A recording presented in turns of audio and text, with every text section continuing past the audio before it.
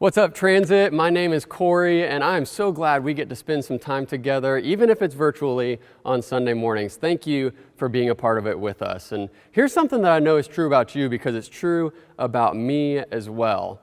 We all want freedom. We all want freedom in our lives. We want more freedom. We maybe need less freedom. We want freedom, though. You might not use the word freedom, but you might say things like, well, I want my parents to treat me more like an adult. You might say, I want to do what I want to do, when I want to do it, with who I want to do it with, and I don't want anybody to tell me who I can and cannot hang out with. You might say that. Or you might say, I just want to be left alone. But all of those things goes back to freedom. We all want freedom in our lives, but here's the struggle. You don't have complete freedom. In fact, I don't even have complete freedom in my life, but especially as a middle school student, you are stuck in a pretty difficult spot sometimes where you're not a kid anymore, but you're also not an adult yet. Kids don't have any freedoms. They don't have any choices. They are directly connected to their family and to their parents. They are completely dependent, but adults have a lot of choices and a lot of freedoms, and they are not as dependent on their family as they used to be. But as a middle schooler, you are stuck somewhere in the middle with a little bit of freedom because you're not a kid anymore, but you don't have all the freedom as an adult might have. So what do you do with your desire to have more freedom in your life? Now, you could go the sketchy route, and you could lie, or you could sneak around behind your parents' back, or you could do things that are a little bit shady to get some of that freedom that you desire. But we all know that doesn't feel great. That's not the way we want to live our lives, and it's that gut feeling where you go, this just isn't right. And doesn't it always have a way of coming back around and getting us in trouble anyway? You might get that freedom for just a moment when you do it the wrong way, but it's going to come back and hurt you in the long run or hurt somebody else. So what do we do with our desire for more freedom in our lives? And I think it goes back and it starts with your family. And family can mean anything. It could be mom and dad. It could be step parents. It could be adopted parents. It could be grandma and grandpa. But family holds the keys to freedom. And what do I mean by that? We're going to unpack that, and we're going to look at a story in Scripture and at a verse in Scripture, but most importantly, we're looking at a note from a guy named Paul. And Paul wrote a lot of letters back in biblical times, and a lot of them make them into the New Testament. Paul cares a lot about people. Paul had an experience with God that changed his life for the better, and he began to follow Jesus and to lead the very first church movement. And Paul cares about people so much that he writes a lot of letters trying to help people do life better and have a better faith.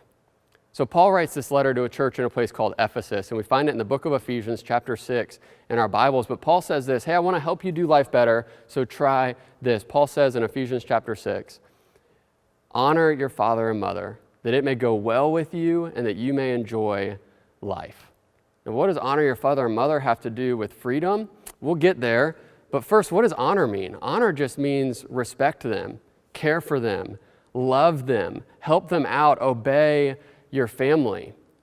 It just is a way to say we want to care and love our family so much more. And Paul says we do that so that we may enjoy life, so that it may go well for us, because Paul wants it to go well for you and for me. Paul knows something about us. Even though he wrote this thousands of years ago, he might not have had social media, he might not have had technology, but Paul knew that we desired freedom. We desired life to go well. And he's saying, hey, if you want that freedom, honor your father and mother. Now, I've got a new friend here. His name is Eli. So, Eli, why don't you come on over here?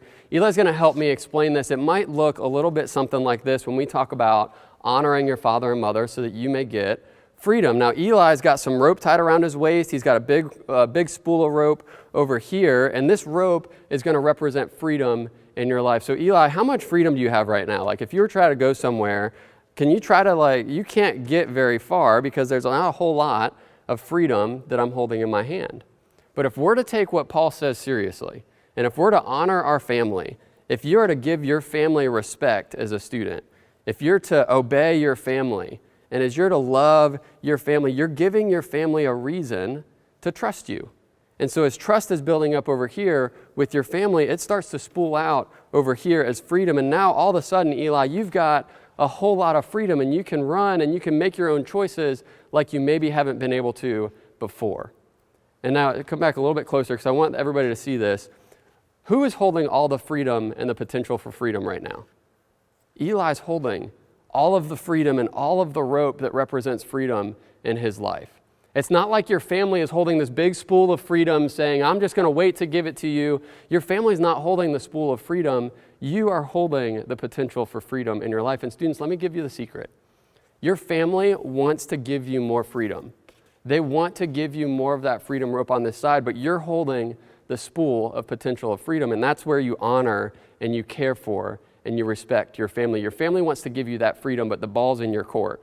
You're holding all of the potential as a student. So what would it look like for you to take Paul's advice seriously and to start with honoring and caring and respecting so that your family can pass you more rope as freedom? Thanks, Eli. I appreciate you, dude. And so I want us to be very careful as we wrap up with this, that we don't do the honor thing just to get more freedom for selfish reasons, because this can turn selfish really, really quickly. But we do it because it's the right thing to do. We honor our families because God has called us to honor our families. And sure, it gets us freedom in return, and we get to enjoy life maybe a little bit more in return, but we do honor, we respect, we care for, we love our families because it's the right thing to do. And so as we wrap up, I want you to grab a piece of paper and a pen or grab your phone and write down 3 words. I want you to write down the word keep, I want you to write down the word stop, and I want you to write down the word start. I think that you are all great people. I see you, even though it's through a camera lens. You're great people. You're probably already doing a lot of things that are honoring your family, and you're probably already getting some freedoms in your life.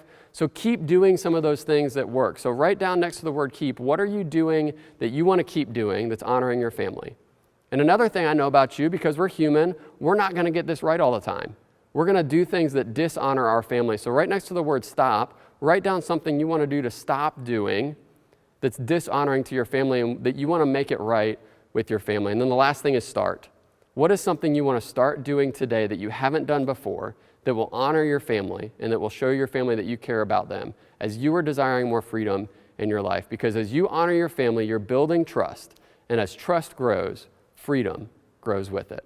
Have a great Sunday, guys. We'll see you next week.